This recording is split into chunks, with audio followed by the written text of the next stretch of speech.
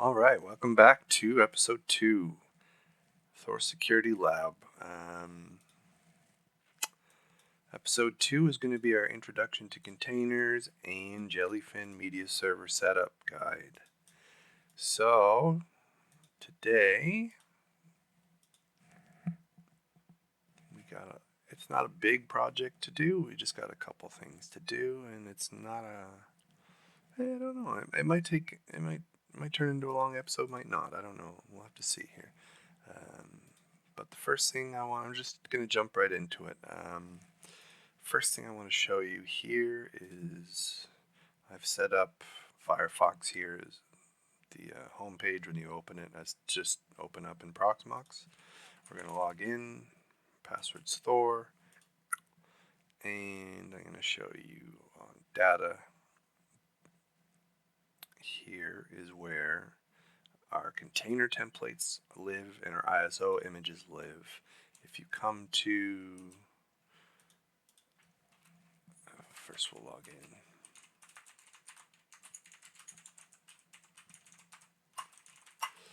If you go to Mount Data, LS, you see Proxmox there. We're going to Proxmox, and this is all the file. This is all the folders that you that correlate to what we set up here in storage. This is our storage data, backup, disk image, import, ISO image, container, snippet, container template, and that's what correlates to here. Templates are in here, and this is CD template, just TE tab will get you into template. You'll have ISO and cache in here. Cache is actually where the container templates will actually be saved, and ISO is where the virtual machine ISOs will be saved. So when you come up here to create a virtual machine or create a container, it will be drawing from those areas. So we're going to come to data, we're going to come to Thor, and today we're setting up a container. So we're going to come to CT templates, and that's where we're going to find, I shouldn't have closed that window.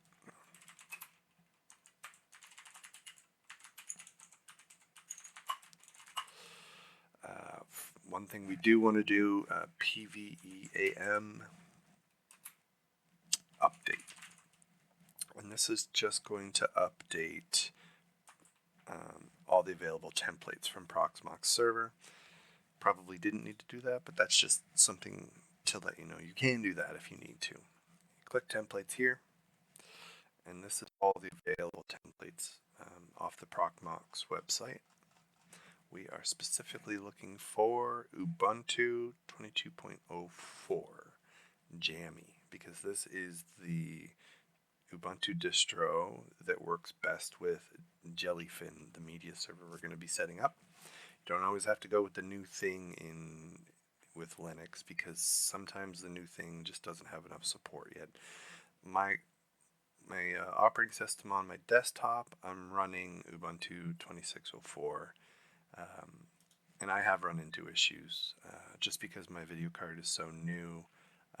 Some support issues with some software. I've had issues, so it's not always the best thing to try to stick with the newest.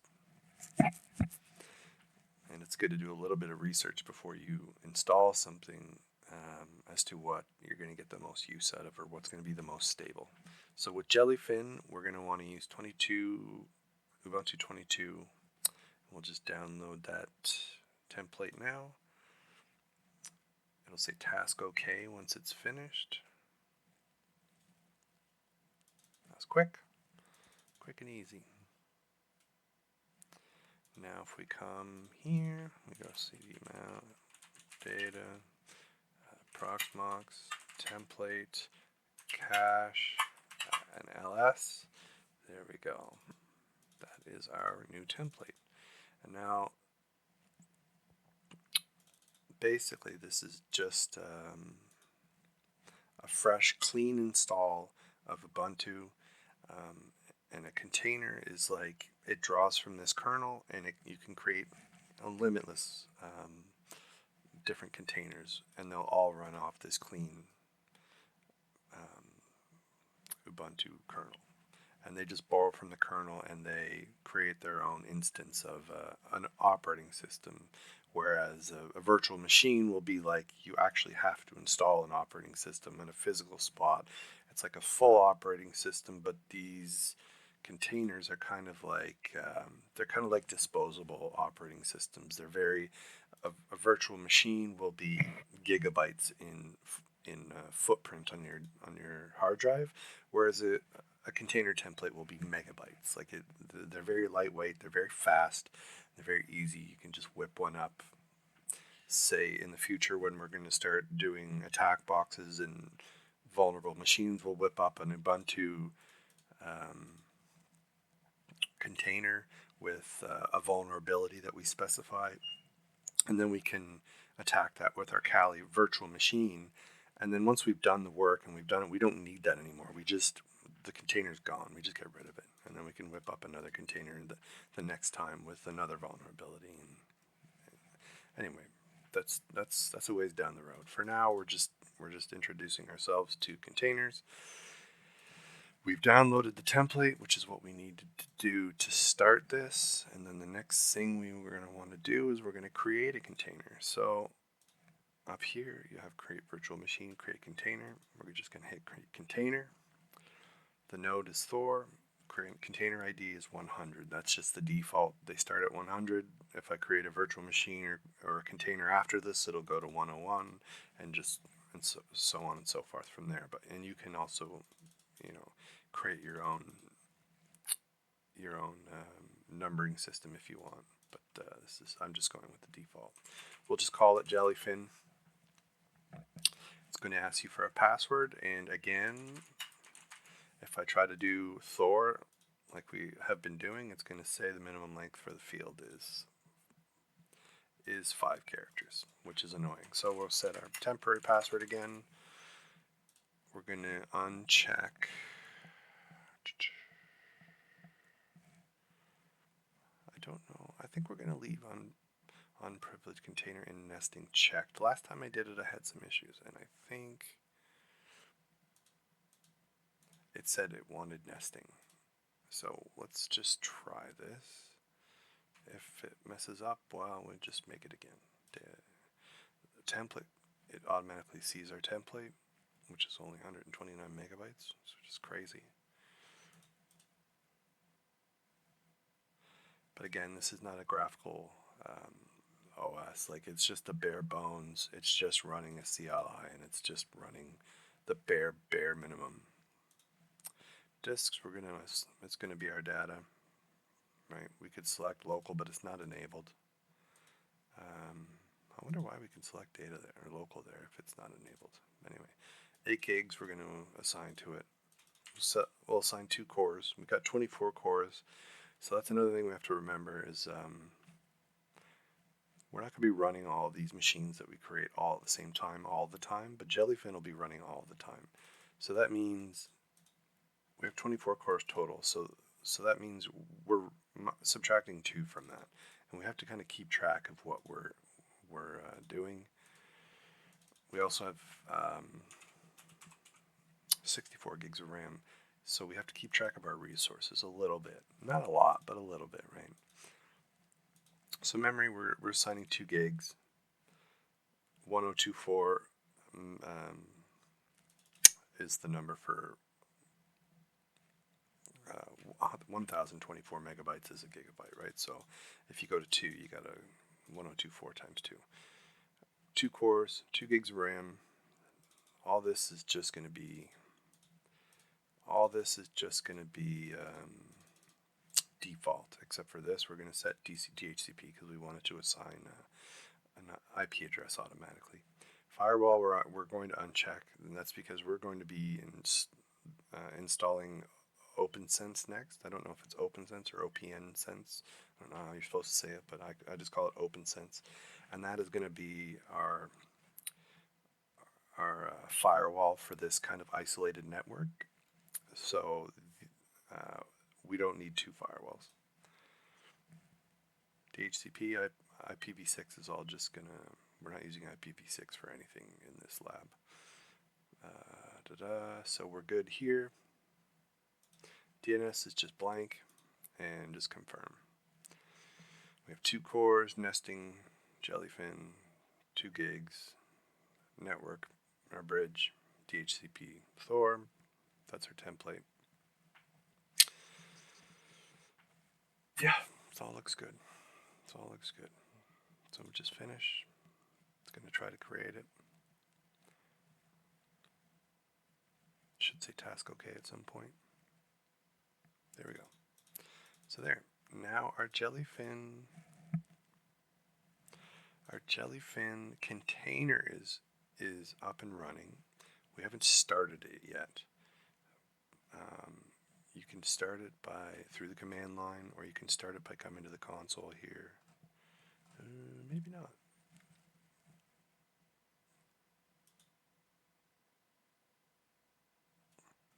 I thought there was a way you could start it.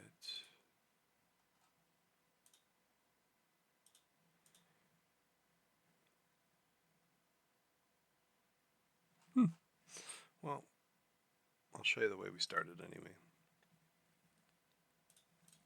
So, first thing we do, we're going to clear this. First thing we're going to want to do,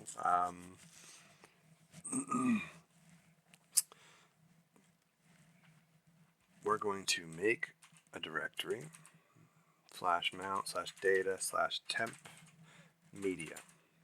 Because I already have a media folder, I got a bunch of media in there, but for the example of what we're doing here, I'm just going to create a new media folder, and I'm going to download an open source video file to put in there later so we can test the Jellyfin's working. But for now, we're just going to make the directory here, and now we need to tell the container, Jellyfin container, that a specific folder inside that container needs to mirror this. It's like a mount point that it can. It's hard to explain, but you're going to have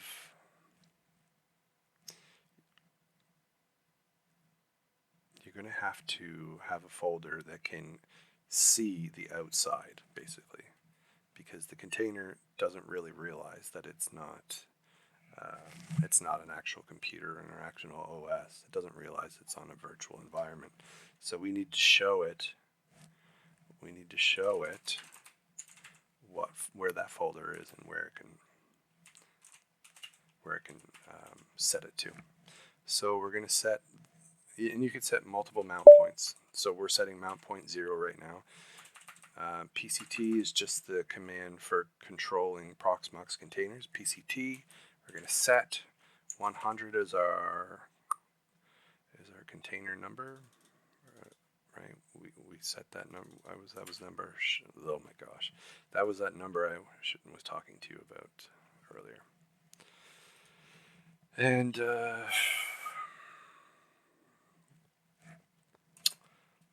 mount point. This is our first mount point, so it's mount point 0, and it's going to be mount/data/temp media,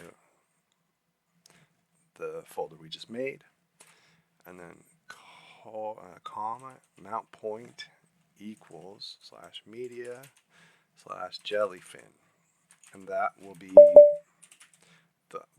the folder inside the container. That basically, when you open that folder up inside this container, it will just have the contents of whatever is in this folder. And so that's the way we get information inside our container. So we'll set that.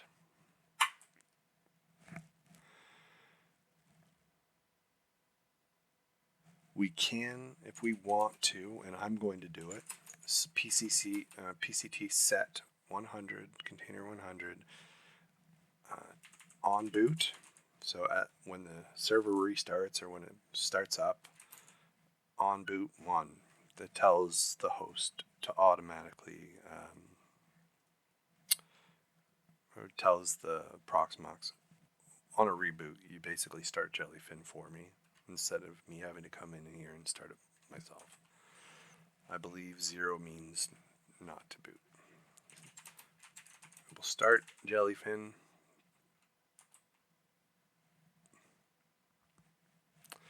We should see some action here on the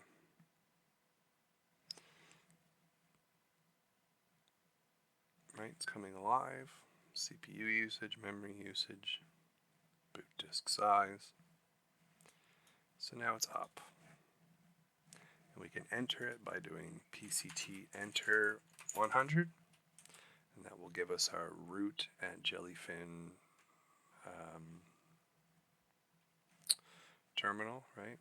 So now we can say password. We'll change that stupid 5 password thingamajigger. And now we're in. So we can see, where are we at here? We do have our media folder, CD media, ls, CD Jellyfin, ls. So now if we exit here,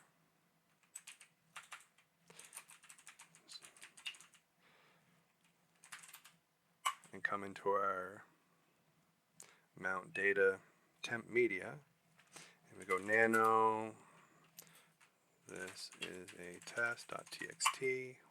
Don't have to enter anything in, just save it and exit.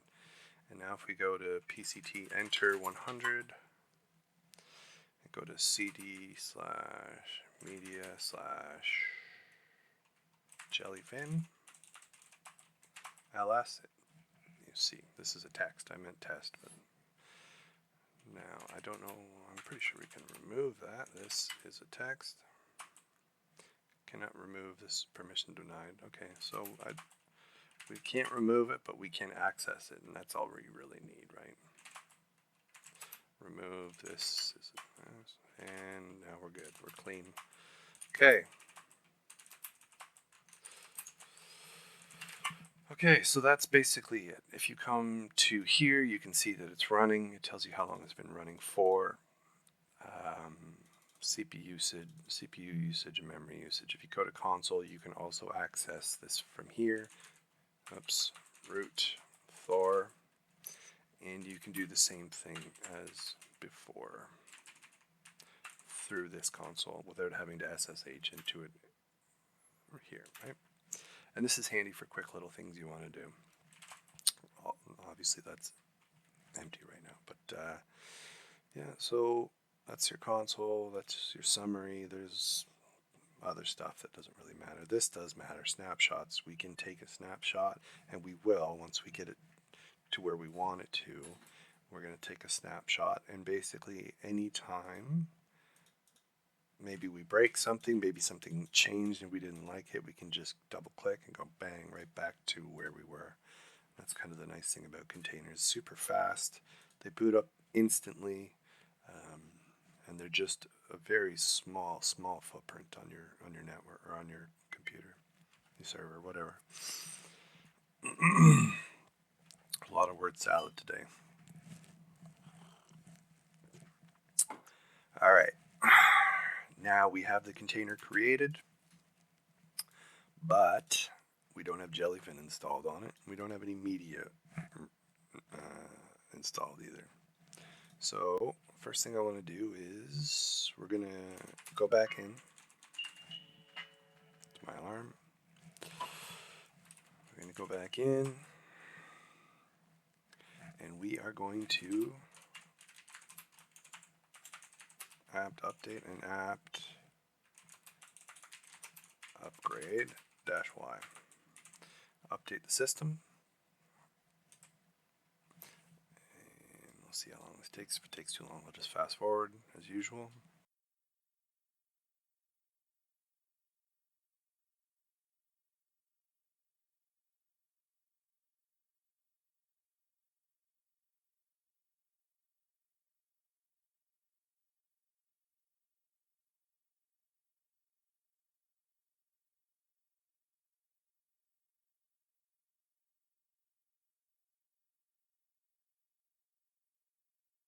All right. The next thing we need to do, because our goal right now is to install Jellyfin, but we need to install a few tools first. First thing we're going to do is install curl.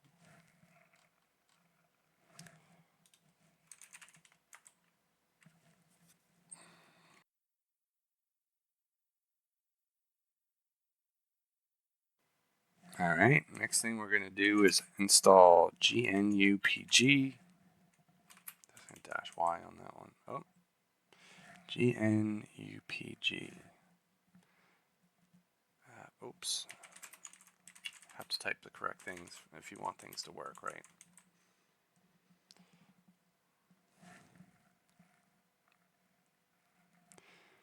Another thing we could have done is we could have just chained these all into one command. I'll show you in the next two that we need to get. We could have done all four at once, but just for sake of showing you the difference.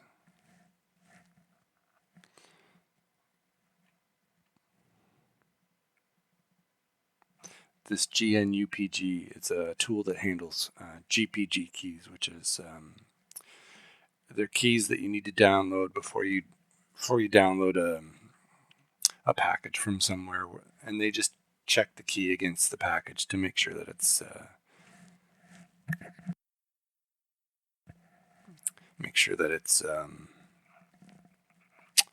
it's the actual package and it hasn't been tampered with by somebody. Somebody goes into the package and tampers with the code, the key of the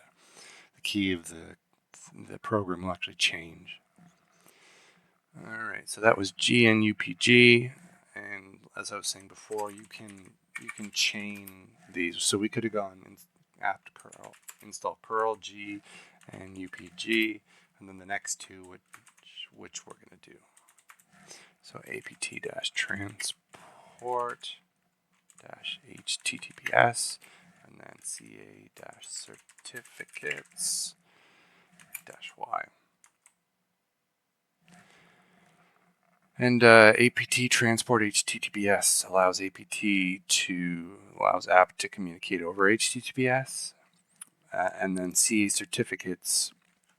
It just contains a list of trusted certificate authorities, and it uses that to verify HTTPS connections are legitimate. So it's all about safety. It's all about security, basically, and knowing what you're downloading is legit. Okay, the next two things I'm going to do are going to be copy and pasted, and I'll put the commands in the description as before. We're going to just copy and paste these in because you don't want to see me typing all this crap in. I'll let you look at it. It's basically just we're going to be fetching this key and we're going to save it here. That's all it is. Okay, it's very quick. Now we're going to paste in the next one.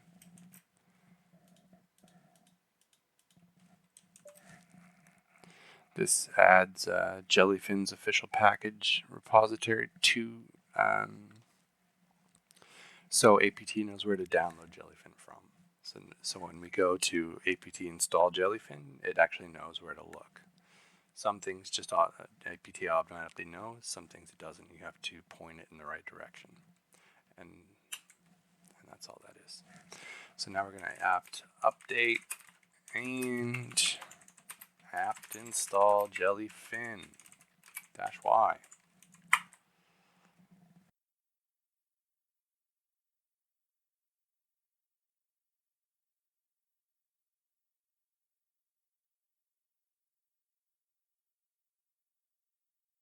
Okay. So now we are going to do system control status Jellyfin active running, and that's it. We now have a media server running on our container, And that's the only thing that's going to be running on this container, and it's going to just always be running.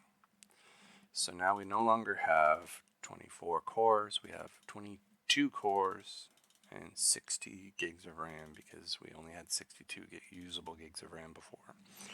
And we just have to remember that, have to keep that in the back of our mind.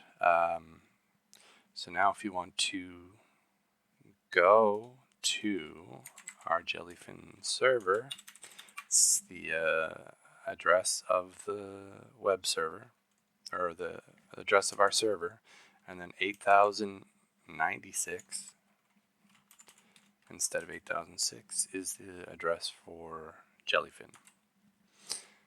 Unable to connect. 8092.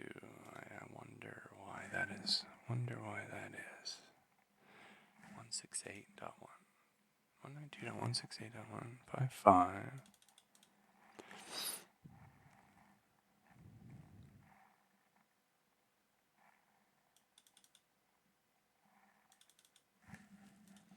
One nine two one six eight 192.168.8096. Unable to connect. It's not going to be 162.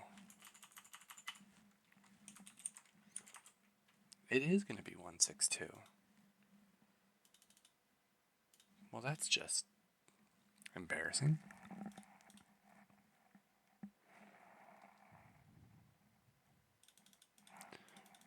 For some reason, my memory doesn't serve me very well sometimes. I always just assumed that you went to the address of the server itself, because I thought that this IP address would be inaccessible, but I guess it is on the same subnet.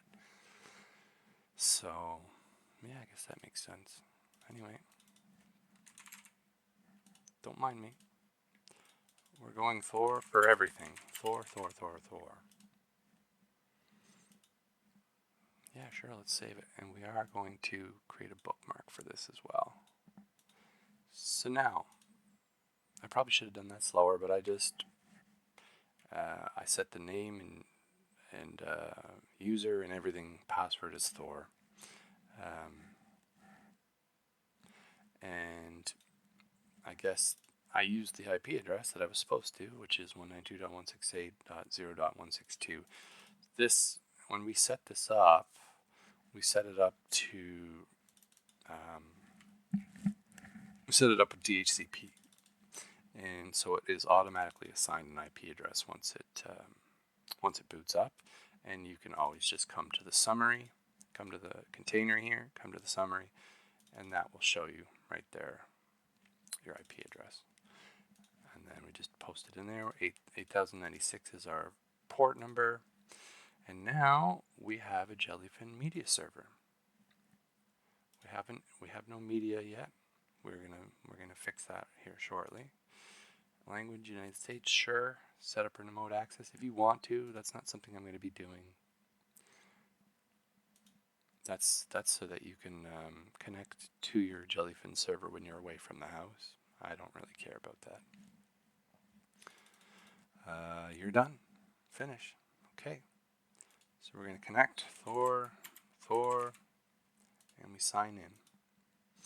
And it's going to show us that there's nothing there, but that's okay.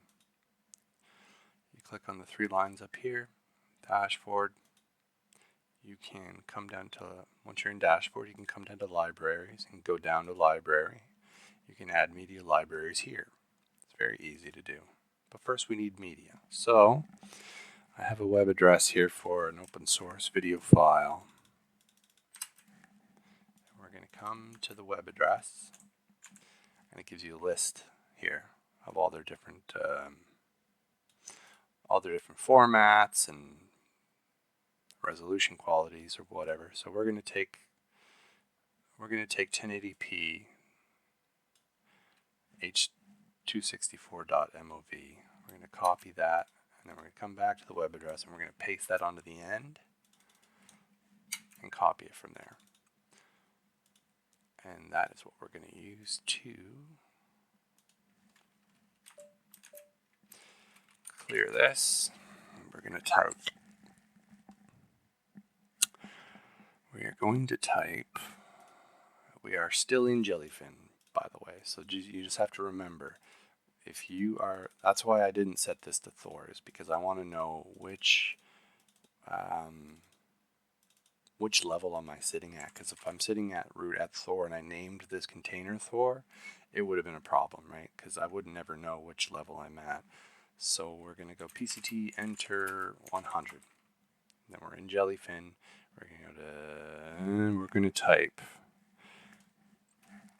wget-p /media/jellyfin, and we're going to paste that web address that we just got from there in there, and that'll download that. Cannot write to. Right. See, we're all learning together. We don't have permission to write. We only have permission to read inside of here. So we should be doing this outside of the Jellyfin container. So we are going to go to wget-p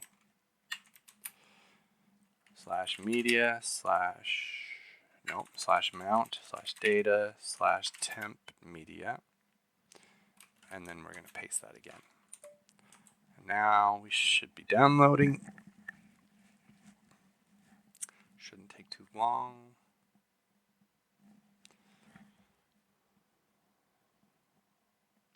I think it's about 700 megabytes.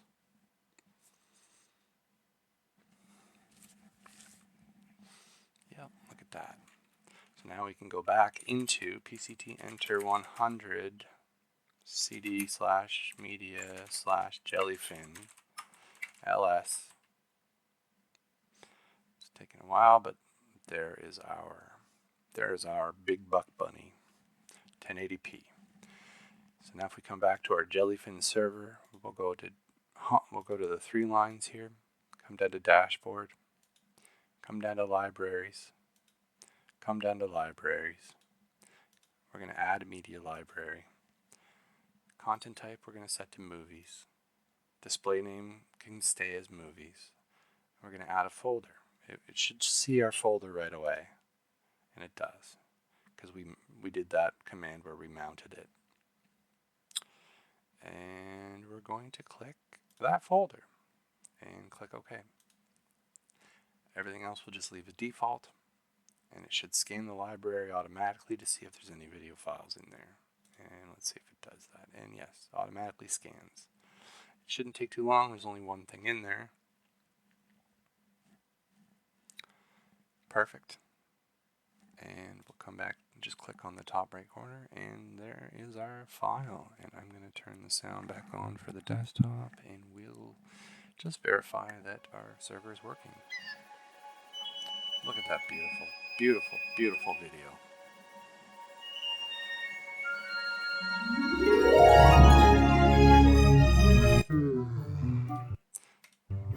I guess that is Big Buck. Looks like a big buck to me. Alright. Don't need to watch any more of that. We are successful in setting up the media server. Now, what do you do from there? You say, I have Fire Sticks on my TVs here at the house. And if you go to the Fire Stick App Store, you can download Jellyfin right through the Fire Stick. And once you've downloaded Jellyfin on the Fire Stick, it will likely, as long as it's on the same network, it will see your server, your media server. And you just click on it, and then it will ask you to sign in. You just type in your username and password that we assigned at the very beginning. And as soon as you do that, you'll come in, you'll be greeted with a UI that looks similar to this. It'll show your any media folders up here. You can go between them. You click in movies, and it'll show your movies. You go to shows, it'll show your shows. So you can watch anything from your media server on any TV in the house. And that's how we do it. I used to use Plex, but Plex, the problem I have with Plex is if you're using a video file that's not in the database, it simply won't show up. So For example, I had downloaded a TV show from Australia, and I was trying to get it to work in Plex. I tried every combination of everything I could with the episode, season, name of the everything. It would not show up. So I ended up having to change each episode into names of popular movies. So episode 1 I changed to like Titanic. Episode 2 I changed to like Jurassic Park, and then I just had to remember which one was 1, which one was 2, and I just go through them that way. And it's just not something I really wanted to have to do. And ever since I tried Jellyfin, it's just way nicer. The only difference is if you have a PS5 and you watch your media through your PS5, you should be using Plex. All right, guys. Well, that's the end of episode 2. Thanks for watching. I think we had a pretty successful run there. We got our Jellyfin Media Server set up and our container set up, and a bit of an introduction to what containers are, without too much mistakes and hassle. Next episode 3, I think it's the firewall installation, OpenSense, but it could be the video card pass through. I can't remember the order I've set things up to be. Either way, it'll be either the firewall or the video card pass through, and then so the video card pass through it'll be a quick, short little episode anyway. So I'll probably upload them both on the same day anyway. Anyway, thanks for watching.